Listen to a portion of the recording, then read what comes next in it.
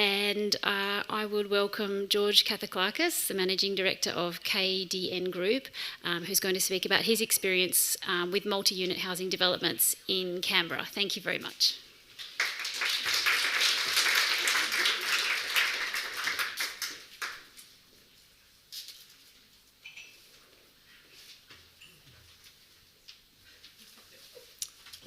Thank you, Fiona, and thank you, Karen, and thank you, Elena, for those previous talks, which were really high quality, I must say. They were fantastic, and they're right on the money with regards to all the various factors that need to be considered.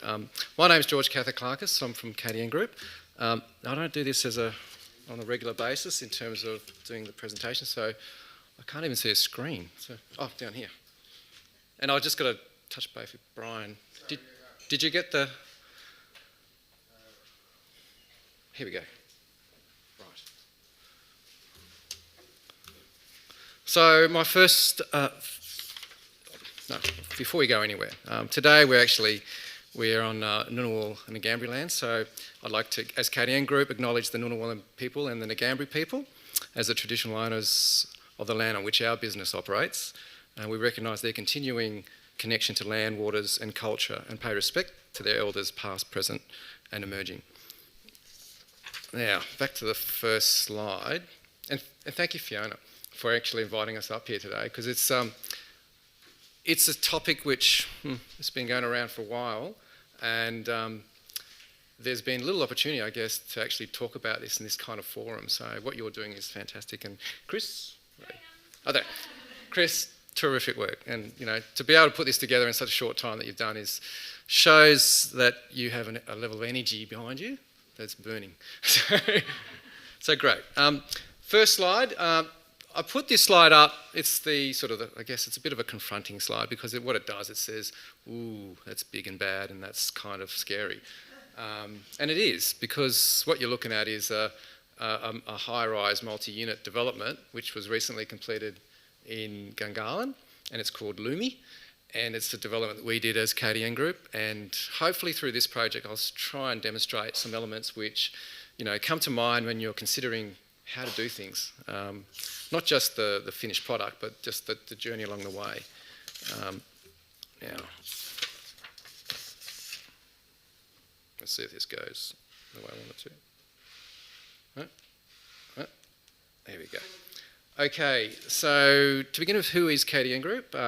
As Fiona alluded, we're a local family business working in the property investment and development industry. We've been around in terms of the founders of the company since before 1972, but we've been predominantly in Canberra.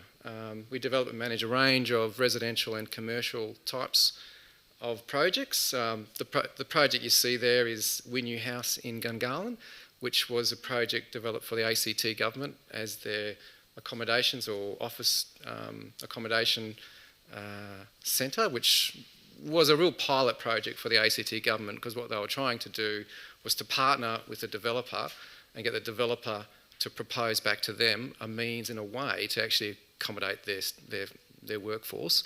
And along with that, they also introduced their ability to lease out separate sort of entities within that building to things like childcare centres. And then we had another little small component which we leased to a retail front. So really, really successful project, that one. And it was done, I guess my favourite thing about that project was the spirit of partnership that was accompanied with it from the government at the time.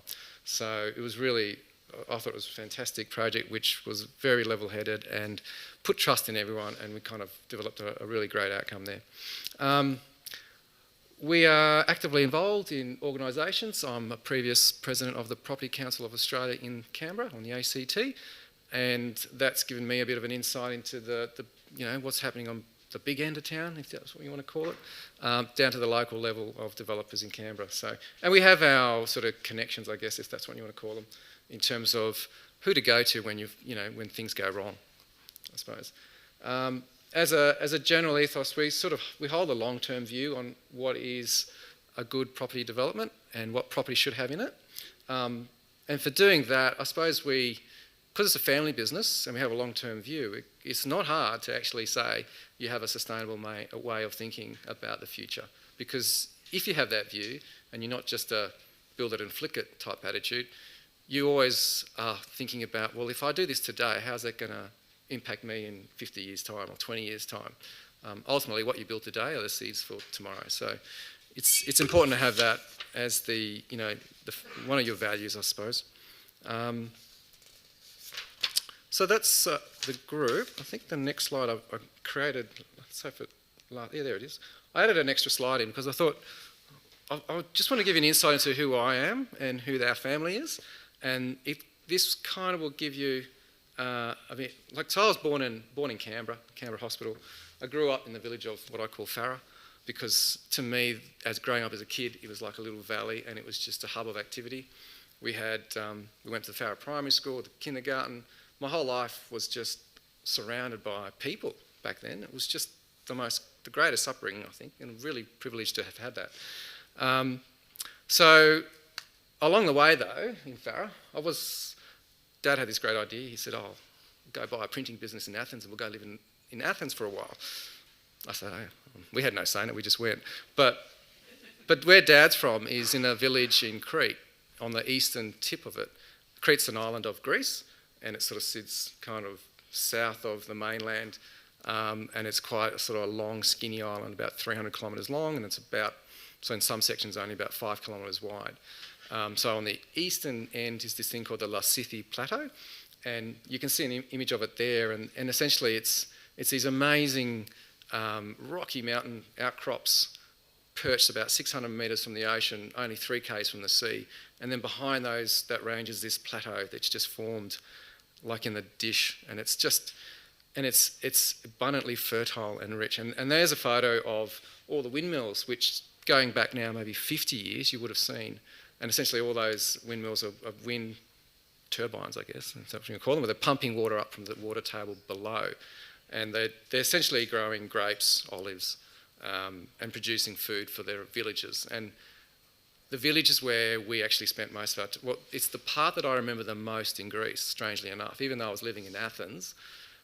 When I was in we'd go to Crete, which is the island where my grandmother was at the time, and we would just spend time in the village. And so that village life sort of really resonated with me in terms of my upbringing, and sort of forms your view on what's important. Because at the time, this is back in the 70s, the village was quite, we hadn't moved along in technology. We had one phone in the village.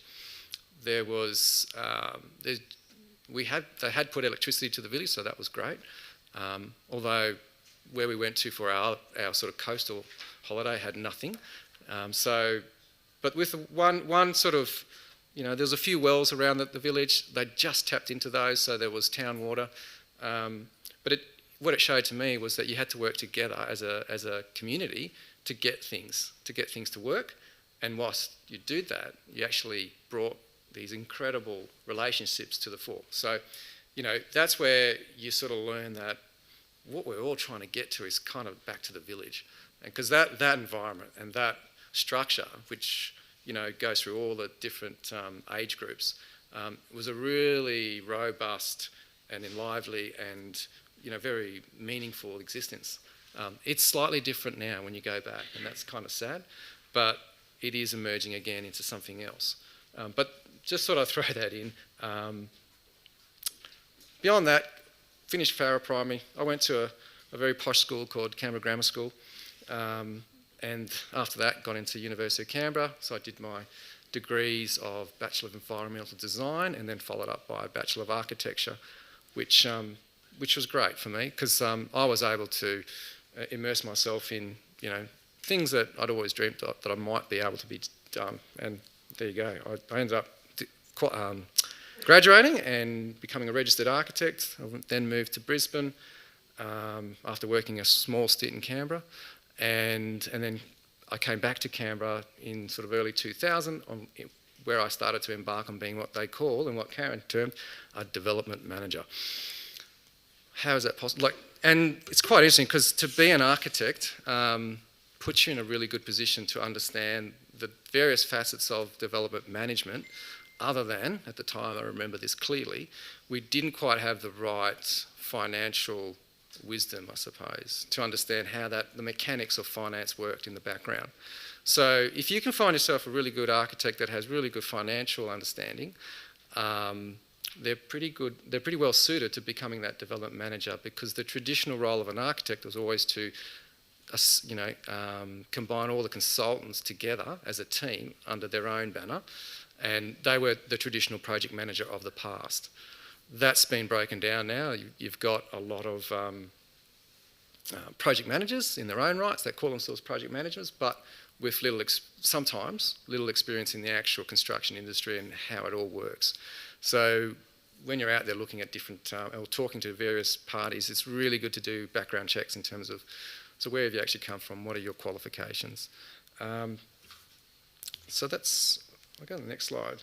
So yeah, so Karen's raised these really interesting questions along with her talk, and I thought, fantastic, because I've kind of been mulling them over myself, and the big question is, and I suppose I've got this slide here, why engage a developer, and does this apply for co-housing? And it's not a traditional model that people go to, but what Karen's illustrated was that it is a partnership model. So I guess we fall in the partnership model of this is how you could possibly deliver a co-housing outcome. I'll state now that we haven't actually delivered one in the past because we've been sort of involved with other types of developments, but because of the value systems which we hold, we're able to have a discussion with certain co-housing groups, just to even sort of to say, where do we begin? But what a developer brings to the table, they manage the finance and the legals. They manage the design costs. They've got an experience and track record to be able to combine a team of consultants rapidly. And most importantly, they take risk. And that's something that Karen sort of mentioned before. We're in the market, so we understand what is achievable, I guess, more than anything, and what sort of things cost.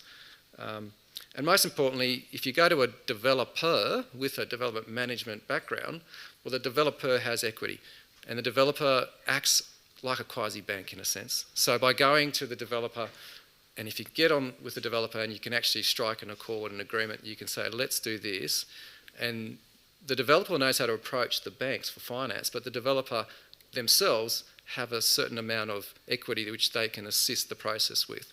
So they, manage the variables that are involved in that process.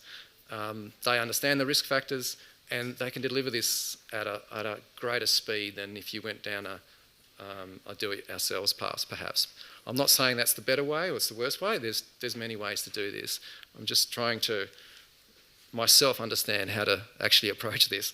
So we've just finished a development in Ngunnawal called Lumi. And so one of the questions I asked myself was, what makes a good multi-unit development and what makes a good developer? In a nutshell, my definition was, a developer is, what makes a good multi-unit is a discerning and balanced application of design, sustainability, which encompasses both environmental sustainable design and sustainable, what I call social sustainability, environment, planning, construction, contract law, marketing, finance, that achieves a commercial return on investment. And that last bit is probably really important. So you've got to be able to achieve a commercial return on your investment, otherwise you simply can't proceed with the finance. And so understanding that right from the beginning needs to inform how you then approach all the other goals that you're putting in front of you. Now, being able to distinguish and achieve high quality design outcomes through a long-term view and an appreciation of what matters most doesn't come naturally for most people, and it's something that's a learned practice. It's something that you have to have an experience with in design and construction and contracts to be able to say, what's the way I put it, separate the bling from the reality of what's quality. And that goes back even into design philosophy about being honest with your materials, being honest with how you assemble them and how you put them together, and not pretending something that it's not. So, part of that philosophy for us is being honest and transparent. You do this through excellent communications and setting achievable goals. And then I'm sort of starting to reflect on what a good developer should look like. And when you start a project, we did this with Lumi, and actually James Goodrick's in the room, isn't he? Where is he? There he is, over there. James is actually the project architect on this, so if there's anything that I say that's not verified, he'll jump up and tell me, BS, George. Building a good and strong community from the start was an objective which I kind of set out to do. I thought, how do we start this project and bring people together, not at the very end when you settle on your project and you move in and you find out suddenly who your neighbour is, but, for instance, bring them together up front so that once we had enough people that had bought contracts into the development, we could bring them together at an early stage before construction even commenced to say, how about we all have a dinner together and just basically meet? And surprisingly simple activity like that just was so valuable, because what it did was it just gave everybody this sense of ownership that this is what we're doing it together. It's not just all in the laps of the developer who's just going to sort of say, there you go, give us your money, see you later. And those relationships that were formed through time actually strengthened the back end of the project when it came time to settle. People actually get to know you as a person, as a developer, bring problems to the table if they needed to, and approach you direct, as opposed to going through legal avenues, which always end up pretty nasty. So bringing community together is really important. And that was an exercise in trying to understand who your neighbours were. And you might find, and some people found that they got on with certain neighbours, they didn't with others, but that was okay because they knew who to go to when something happened. Now, the other element which I'd probably touch on a bit later is the relationship that emerges between the residents and the strata managers and the maintenance that comes along with living in a multi-unit development. And that's something that we also introduced at the front end of the project, so that right from the beginning people knew who their manager was going to be and who they would be going to in the event that in the middle of the night the lift stops working or the lights are out or there's a major problem. It gave everyone a sense of, okay, that's who's our maintenance facility manager, basically.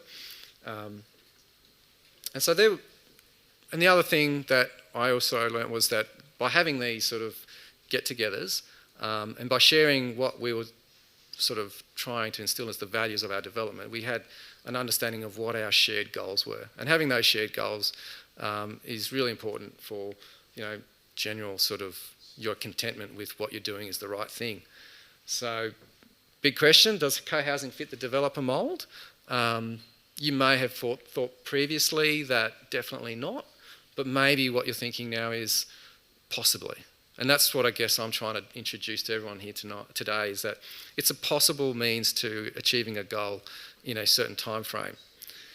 And with a certain experienced team behind you. But like Karen said, it's one where the way you introduce the amount or degree of control over things needs to be tempered with also the professions that are in play and the timeframes that we're working with.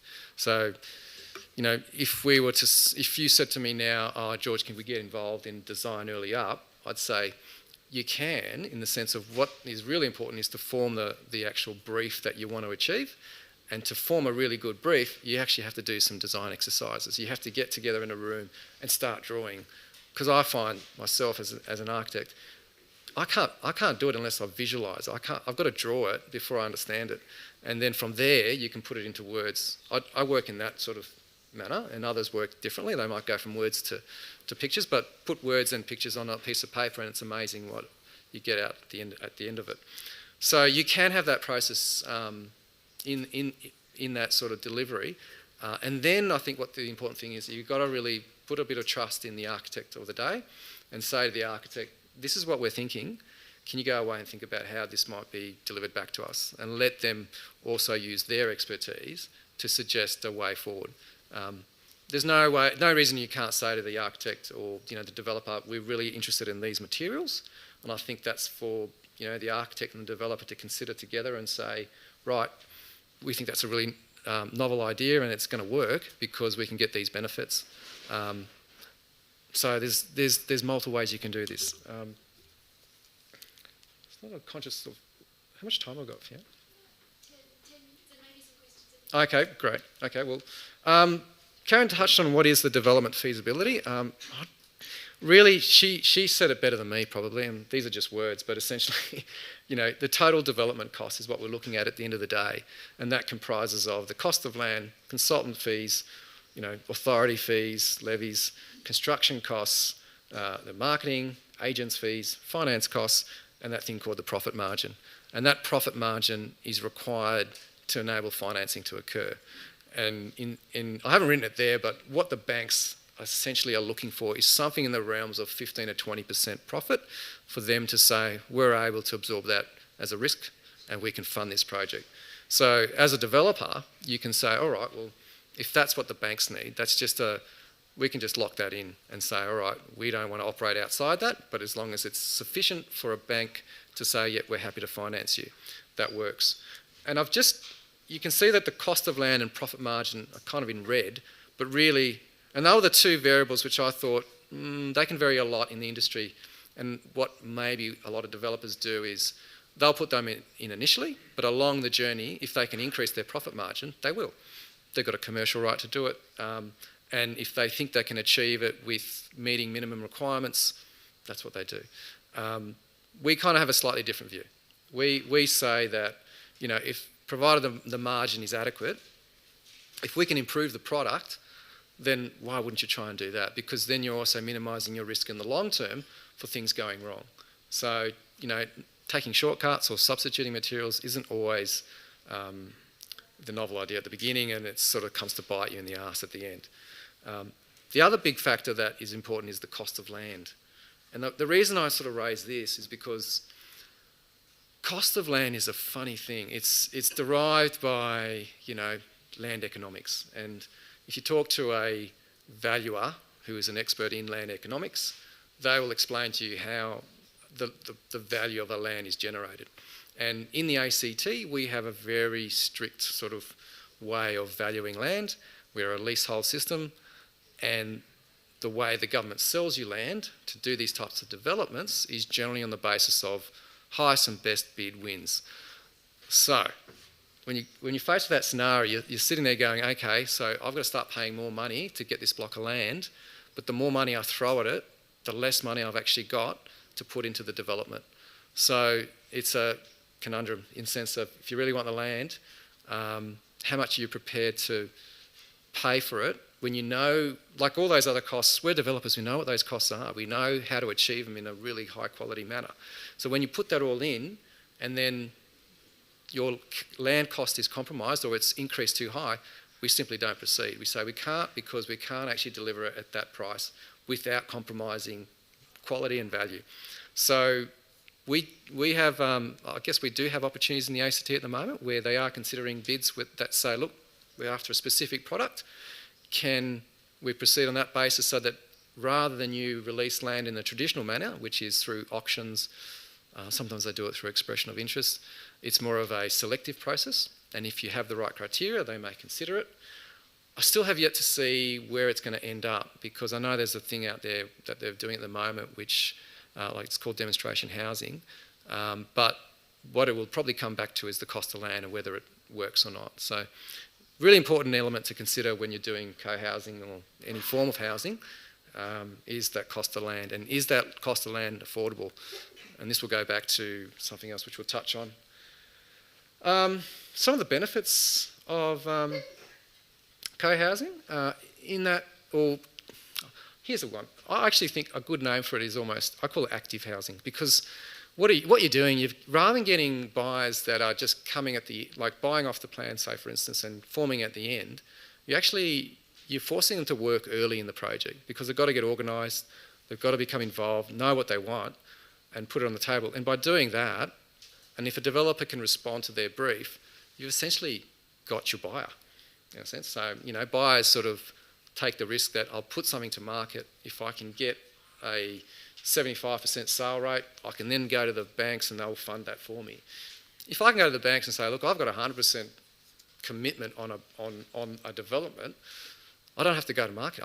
I don't have to do marketing. I don't have to pay agents, and my life becomes a lot more simpler. So, and the development, theoretically, should become less costly. So, and I'd factor somewhere between 3, 5, 7% saving in that process, because you're saving on time, you're saving on the agents' fees, you're saving on marketing costs, and you're saving on that unknown element of, maybe designing a development doesn't fit the brief, so to speak. So they're good ways to tie it in.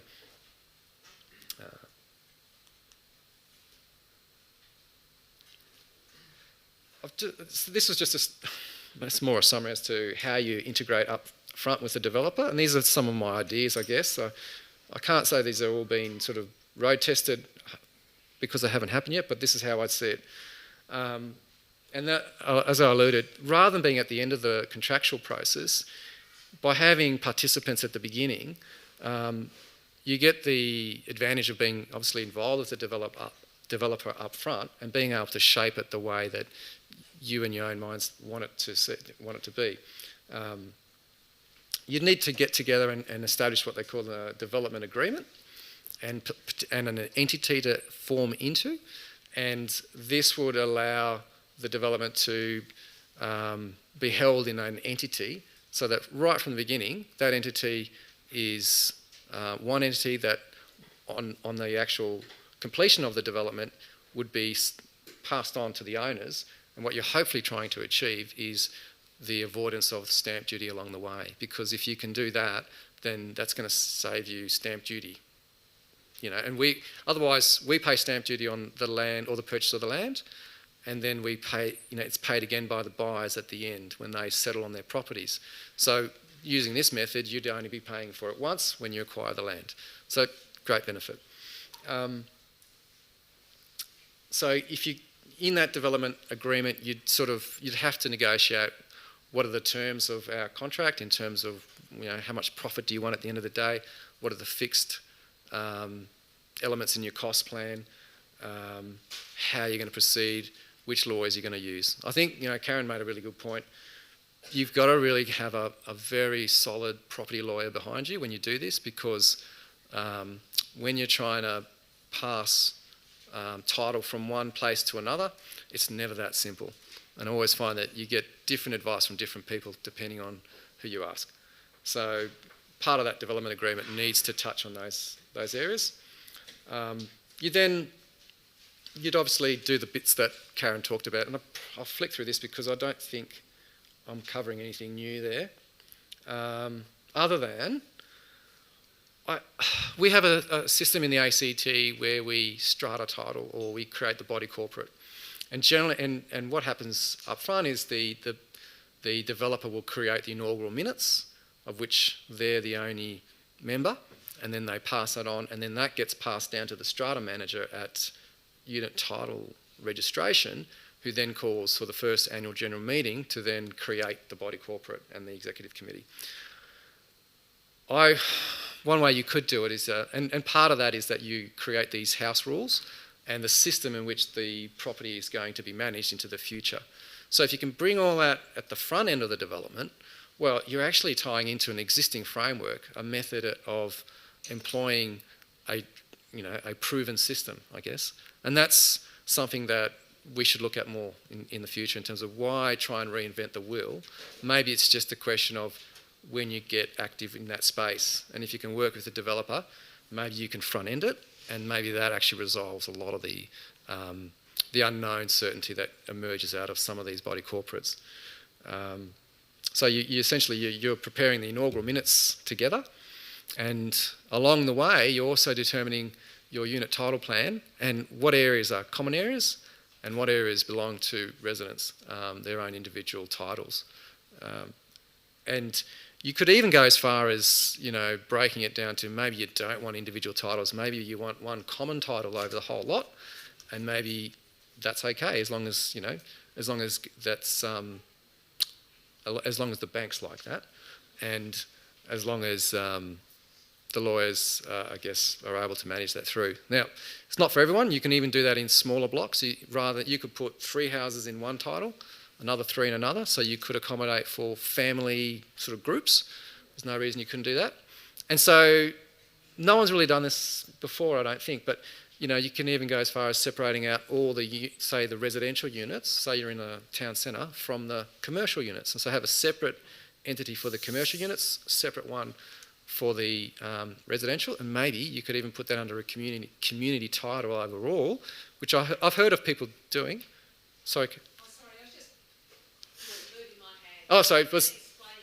Okay, sorry. But if I'm wrong, Carolyn, you tell me. Okay.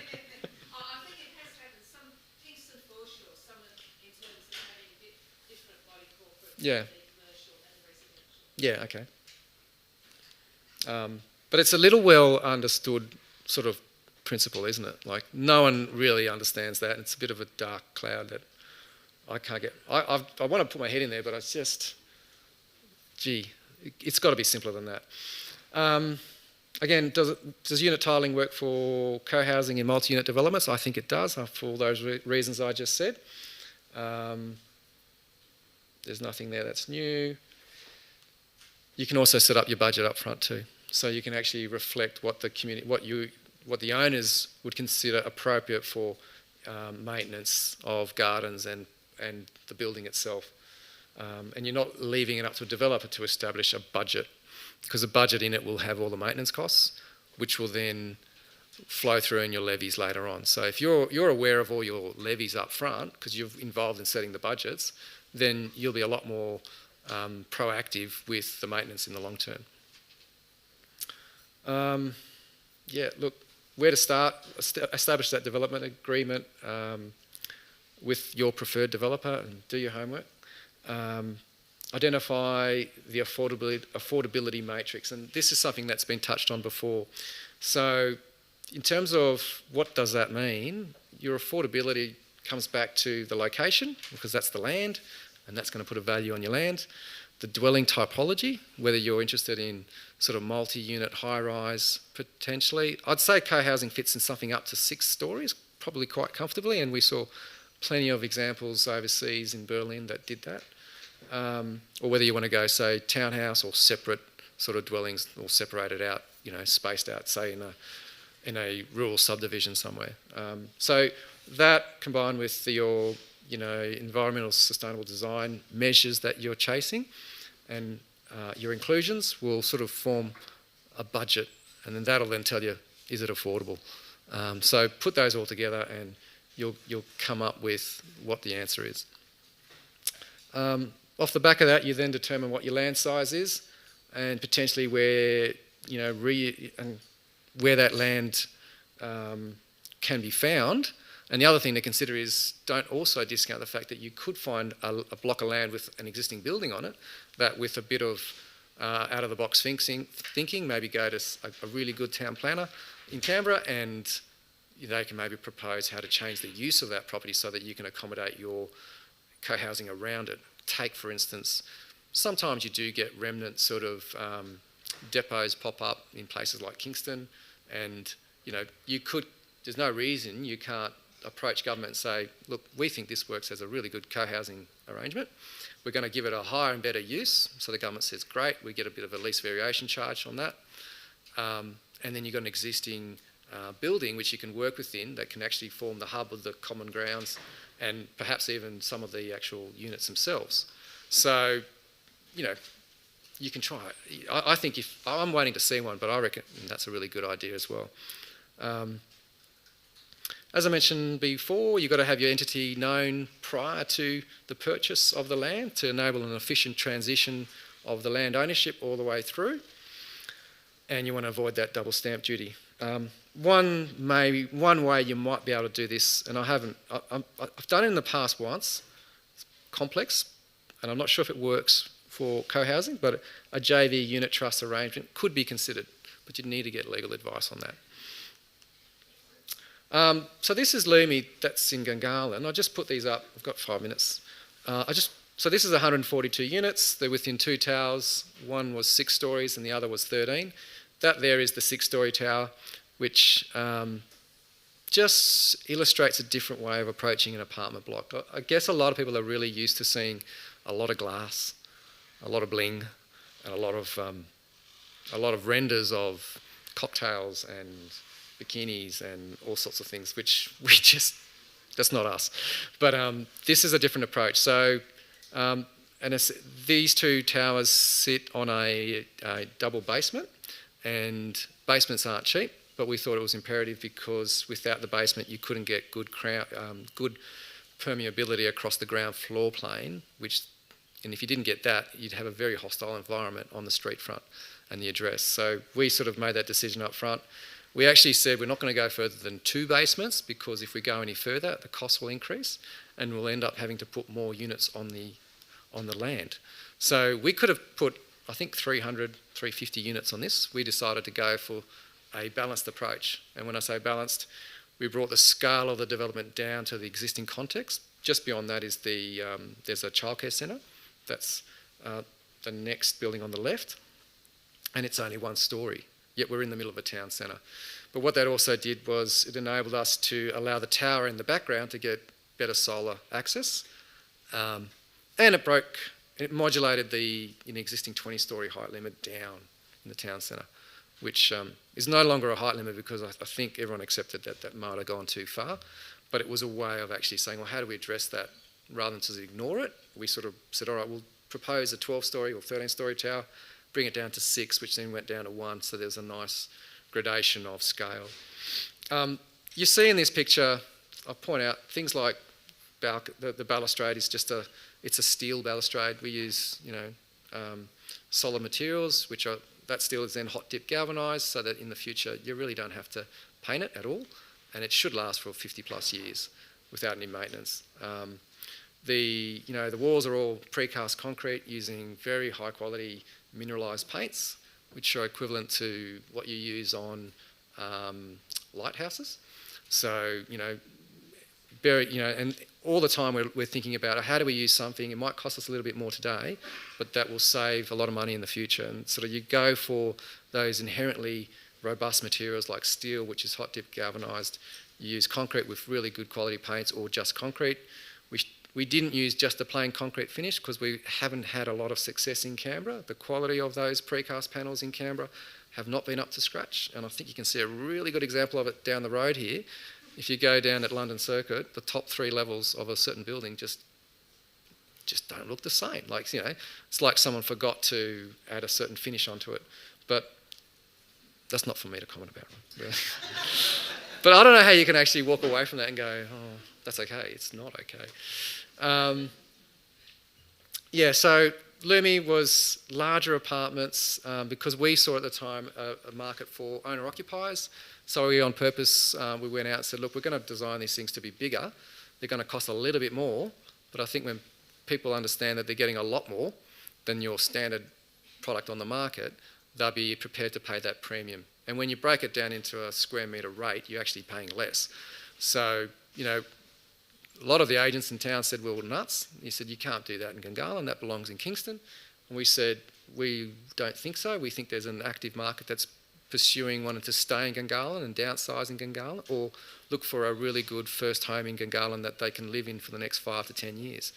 We produced Lumi, and it's out there to have a look at. And I'll just go through a couple of slides. That's a lobby area in the apartment, and you notice straight away they've got wider sort of common areas where we sort of allow people to sort of extend their house almost into those zones, because that's also an important part of an apartment building. It's not just your unit, it's your front entry, it's the lobby of the front entry, it's the experience all the way to your personal lobby and then into your apartment.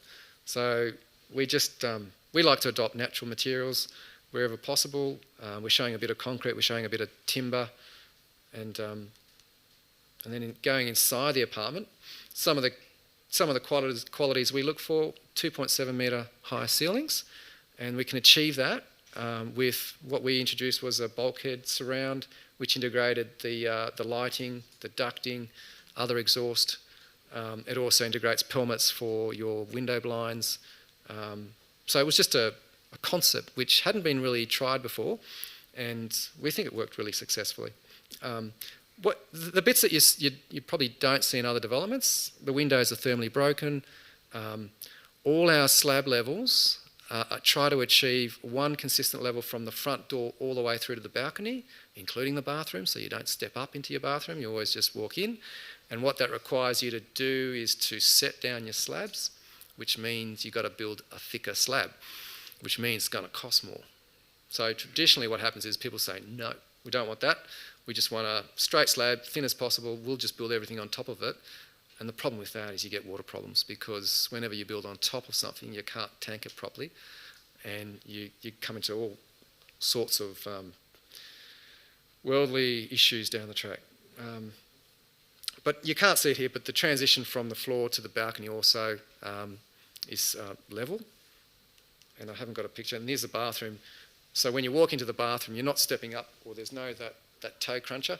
It's a flat entry. And then you've got a decent fall in your shower as well. So and those elements actually cost more money, but the way we try and manage it is you say, all right, we're going to drop back the finishes in terms of we're not going to use as much stone. A nicely designed bathroom with a good quality white tile and a good floor tile will do perfectly well.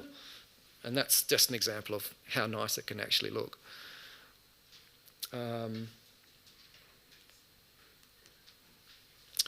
So with the other things we try and do is integrate the services. So most apartments they get an air conditioner condenser and stick it on the balcony and just forget about it.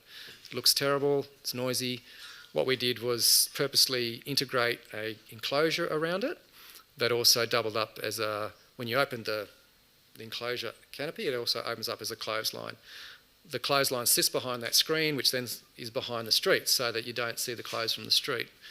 Things like that are little bits that we invest a lot of money into. We think that actually is a meaningful investment of time and money. And to get something like that right, you've got to do it many times. It took us 6 goes before we got it right, but we think we landed on it. And we even had to change it once it was installed, because certain people had issues with trying to get it to a certain position, so we've back into it. Okay, we're wrapping up. Part of our philosophy also respecting our ancestors, in this case a 300-year-old yellow box tree which the 6-storey building wraps around, and trying to work with it, not against it. Our basements are clear from those root zones by about 6 to 12 metres. That's just an example of a Lumi plan showing you the generosity of space. It's showing flexibility in rooms becoming either a bedroom or could be a study, and how it can actually merge into a living area. And just showing that, rooms are sized so that you can get a proper bed in it. You can get I don't know why they call them king size, but anyway, you can get a large bed in there. And I don't know why they call it queen small, but anyway, so there you go. And that's a plan at the lower end. So someone that maybe is looking for could be a single parent with a child with a really flexible bathroom arrangement which integrates separate toilet, separate basin, shower, and a separate laundry, all in one sort of wet area. And that was an exercise that sort of worked really well, and people sort of use it and it works. Now, the other thing you've got to do with all this, I didn't mention it, but the energy rating of these apartments, the average energy rating is 8.6. So we've got some apartments in there that have an energy rating of 9.9. And you can only do that when you actually invest the money into a heat exchange system. So that's a ventilation system that draws air from the outside, exhausts the inside air, borrows the heat from the outside, borrows the heat from the air in the inside, so that when the air is pushed into the apartment, it's tempered and you're not going to freeze. Now, that all costs more money, obviously, but it's the right thing to do because that minimises condensation, achieves a healthy, air quality inside the apartment and keeps your apartment sort of odourless to a degree. I better wrap up there because it's being wrapped up. But thank you, everyone, and thank you for this opportunity.